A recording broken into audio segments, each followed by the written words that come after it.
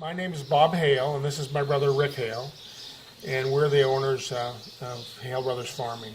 And we've been partners in farming for 30, 40 years. We've been partners a long time. Our dad was a farmer. He worked for other people. And one thing that I do remember growing up was I said to myself at a young age that I was going to say I lived on a farm, but it was my farm, not somebody else's farm. So Dad was a hell of a farmer, and we grew up in farms really up and down basically this Butter Creek Valley, and eventually grew lots of potatoes and onions. We're the largest onion producer, grower, shipper, packer in North America, and with customers all over North America. The soil is very rich soil. It's very deep soil. It retains a lot of water. It's a heavy sandy loam soil. It's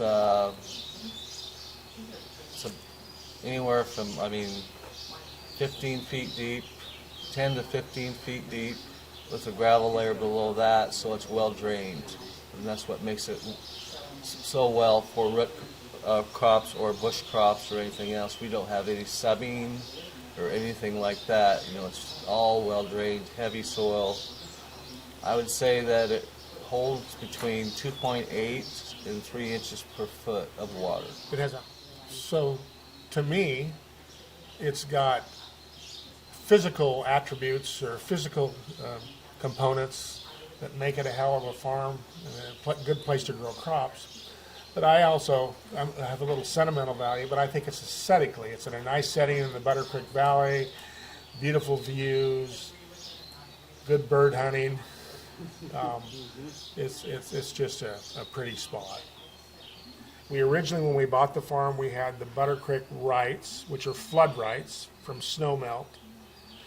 And then we had wells. Some wells were drilled, so we had well water to add on top of the flood water. And then most recently, we put a connection to the Columbia River, and we added Columbia River water on top of that. So last year, we spent, to connect the Columbia River, we participated in a water arrangement with 2 other local farms, and then ourselves, and our share of that infrastructure investment was $2.4 million. So we spent $2.4 million on pipe, pumps, valves, components to connect this farm to the Columbia River.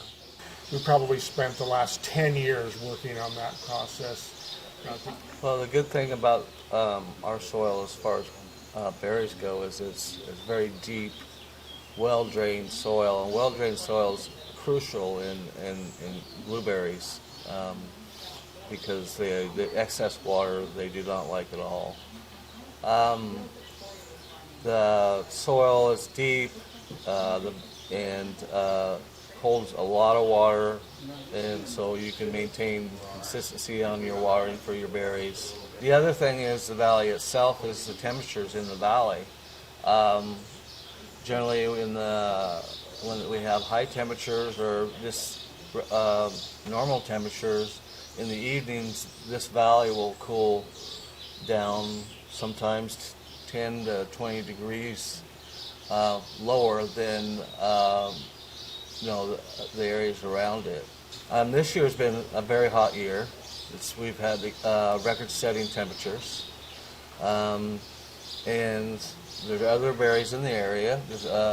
There are other berries as far as the Willamette Valley. This year, with the extreme weather, there was thousands of acres that were damaged. There were acres that were a total loss. We're basically at the end of our harvest right now, and we'll harvest our entire crop with good quality. I think one of the reasons that is because of where we are in this valley and how it cools in the evening, so it cools the pulp temperature of the berries down. The good thing about berries in this area, and especially on our farm, is that we jumpstart the berry market in the Willamette Valley. We are a week to 10 days earlier than they are. So our berries are in high demand. Generally, our berries are larger in size on an average in the area as far as the Willamette Valley goes. Our tonnage is probably higher because of the heat units that we get here. What I used to say is, often when I would talk to customers in the vegetable business, I'd say, thank goodness I was born in the Columbia Basin because it's a great place to grow vegetables. You know, it's made me look really good, but really it's just a lot of heat units, clean, clear water. It's just a great place to grow crops. That's why the California market and other areas, if they could find ground here, they're buying it. We grew our operation from this farm, 1,000 acres, to at a peak we were doing 50,000 crop acres a year, and processing plants setting onions, you know, across North America. This whole valley is a generation farm valley. Yeah, of course. It is a generation. I mean, this ground does not come up for sale. I mean, all the people that are around us are generation farmers. I can't remember the last time a farm was up for sale in this valley. A lot of history in this valley.